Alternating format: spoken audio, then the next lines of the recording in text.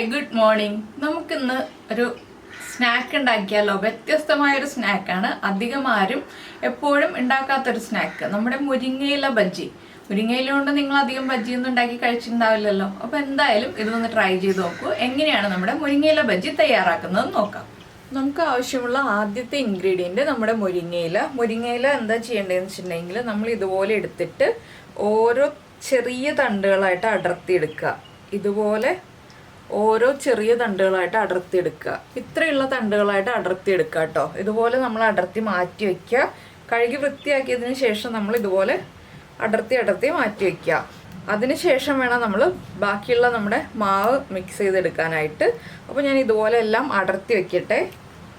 പിന്നെ നമുക്ക് ഈ ബജിയിലേക്ക് ആവശ്യമുള്ളത് 1/2 കപ്പ് കടലമാവ്, 1/2 കപ്പ് മൈദമാവ്, 1/4 കപ്പ് അല്ലെങ്കിൽ 1/2 കപ്പ് തന്നെ അരിപ്പൊടി. എന്താണെന്ന് വെച്ചാൽ 1/2 കപ്പ് എടുത്താൽ കൂടുതൽ ക്രിസ്പിനെസ് ഉണ്ടാകും. 1/4 കപ്പ് ആയാലും കുഴപ്പമില്ല. ഇത് അരിപ്പൊടി എടുക്കുമ്പോൾ നമ്മളെപ്പോഴും ഇടിയപ്പത്തിൻ്റെ ഭാഗത്തിലുള്ള അരിപ്പൊടി എടുക്കുക കേട്ടോ, അല്ലെങ്കിൽ പത്തിരിയുടെ ഭാഗത്തിൽ. ഞാനൊരു വലിയ ബൗളിലേക്ക് നമ്മുടെ കടലമാവ്, മൈദപ്പൊടിക്ക് പകരം നിങ്ങൾക്ക് ഗോതമ്പൊടി എടുക്കാം കേട്ടോ. പിന്നെ കൂടുതൽ ബെറ്റർ മൈദപ്പൊടി എടുക്കായിരിക്കും. നമ്മുടെ അരിപ്പൊടി, ഈ 3 പൊടികളും ചേർത്തിട്ടുണ്ട്. ഇതിലേക്ക് ഒരു 2 പിഞ്ച് കായപ്പൊടി, 2 പിഞ്ച് ബേക്കിംഗ് സോഡയാണ്, ബേക്കിംഗ് പൗഡർ അല്ല കേട്ടോ. പിന്നെ നമ്മൾ എടുക്കുന്നത് അത്യാവശ്യം എരിവുള്ള മുളക് പൊടിയാണ്, കളറില്ലാത്ത എരിവുള്ള മുളക് പൊടി. എന്താണെന്ന് വെച്ചാൽ നല്ല എരിവുള്ള ബജ്ജിയാണിത്, അതുകൊണ്ടാണ് എരിവുള്ള മുളക് പൊടി എന്ന് എടുത്തു പറഞ്ഞത്. 1/2 ടീസ്പൂൺ മഞ്ഞൾപ്പൊടി. ഇത്രയും ചേർത്തൊന്ന് മിക്സ് ചെയ്തെടുക്കാം. ഇതൊന്ന് മിക്സ് ചെയ്തിട്ട് ഇതിലേക്ക് വെള്ളം ചേർത്ത് നമുക്ക് ഒരു തിക്ക് ബാറ്ററാക്കി റെഡിയാക്കി എടുക്കാം. കുറച്ച് തിക്കായിരിക്കണം ഈ ഒരു ബാറ്റർ. നമ്മൾ പഴംപൊരിയൊക്കെ ഉണ്ടാക്കുന്ന ആ ഒരു ബാറ്ററിനേക്കാൾ കുറച്ചുകൂടി തിക്കായിരിക്കണം കേട്ടോ.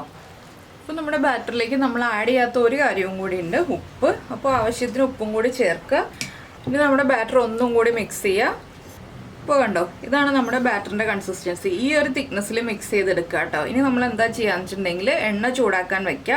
ഒരുപാട് എണ്ണയൊന്നും വേണ്ട കേട്ടോ, കുറച്ച് എണ്ണ മതി ഇത് ഫ്രൈ ചെയ്തെടുക്കാനായിട്ട്. അപ്പോൾ ഉപ്പ് ചേർത്ത് മിക്സ് ചെയ്തിട്ട് ഒരുപാട് സമയം മിക്സ് ചെയ്ത് വെക്കേണ്ട ആവശ്യമില്ല കേട്ടോ. നമുക്ക് ഈ ഒരു ബാറ്റർ മിക്സ് ചെയ്തിട്ട് ഉടനെ തന്നെ ഫ്രൈ ചെയ്തെടുക്കാവുന്നതേ ഉള്ളൂ. ഇനി നമ്മുടെ മുരിങ്ങയില നമ്മൾ എടുത്തിട്ട് ഈ ബാറ്ററിൽ ഡിപ്പ് ചെയ്യുമ്പോൾ ശ്രദ്ധിക്കേണ്ട ഒരു കാര്യം, മുരിങ്ങയില ആയതുകൊണ്ട് ബാറ്ററിൽ ഇങ്ങനെ പൊങ്ങി നിൽക്കും. അപ്പോൾ നമ്മളൊന്ന് പതുക്കെ ഇതുപോലെ വിരൽ കൊണ്ടൊന്ന് താഴ്ത്തി നന്നായിട്ട് ഡിപ്പ് ചെയ്തെടുക്കുക. ഇങ്ങനെ 2 സൈഡിലേക്കും മുരിങ്ങയിലയുടെ ആ ഒരു തണ്ടിൽ പിടിച്ചിട്ട് ഡിപ്പ് ചെയ്ത് 2 സൈഡിലേക്കും താഴ്ത്തി മുക്കിയെടുക്കുക കേട്ടോ. അതിന് ശേഷം വേണം നമ്മൾ എണ്ണയിലേക്കിട്ട് ഫ്രൈ ചെയ്തെടുക്കാനായിട്ട്. അപ്പോൾ ഇങ്ങനെ 2-3 തണ്ട് മുരിങ്ങയില നമ്മൾ ആദ്യം ബാറ്ററിൽ ഡിപ്പ് ചെയ്തിട്ട് വയ്ക്കുക. അതിനുശേഷം എണ്ണ ചൂടായിട്ട് നമുക്ക് എണ്ണയിലേക്ക് ഇട്ട് കൊടുക്കാം. അപ്പോൾ നമ്മുടെ എണ്ണ ചൂടായി വന്നിട്ടുണ്ട്. ഇനി നമുക്കിതിലേക്ക് നമ്മൾ റെഡിയാക്കി വെച്ചിരിക്കുന്ന മുരിങ്ങയില ബാറ്ററിൽ ഡിപ്പ് ചെയ്ത് വെച്ചിരിക്കുന്നത് ഇട്ട് കൊടുക്കാം. ഒരു സമയം 2-3 എണ്ണ മാത്രം ഇട്ട് കൊടുക്കുക കേട്ടോ. ഒരുമിച്ച് കൂടുതൽ എണ്ണ ഇട്ടിട്ടുണ്ടെങ്കിൽ തമ്മിൽ ഒട്ടിപ്പിടിക്കാൻ സാധ്യതയുണ്ട്.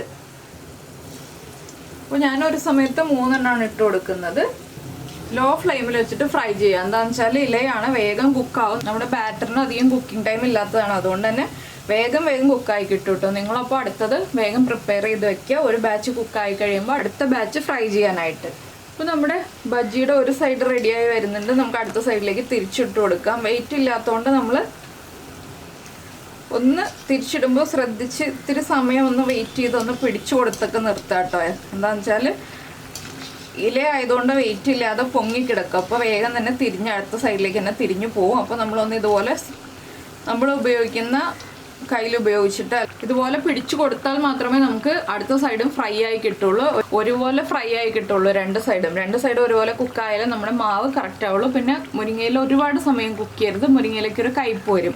അപ്പോൾ വേഗം തന്നെ ഫ്രൈ ചെയ്ത് കോരിയെടുക്കുക. അതുകൊണ്ട് തന്നെയാണ് നമ്മുടെ ബാറ്റർ ഒരുപാട് തിക്കാവാനും ഒരുപാട് തിന്നാവാനും പാടില്ലാത്തത്. അപ്പോൾ ഇതാ നമ്മുടെ ബജ്ജി റെഡി ആയിട്ടുണ്ട്. ഈ ഒരു കളറാകുമ്പോൾ നമുക്ക് എണ്ണയിൽ നിന്ന് എടുക്കാം. എന്താണെന്ന് വെച്ചാൽ ഇത് കുറച്ച് കഴിയുമ്പോൾ ഇനി ഒന്ന് കളർ മാറി വരും, ചൂട് മാറി കഴിയുമ്പോൾ.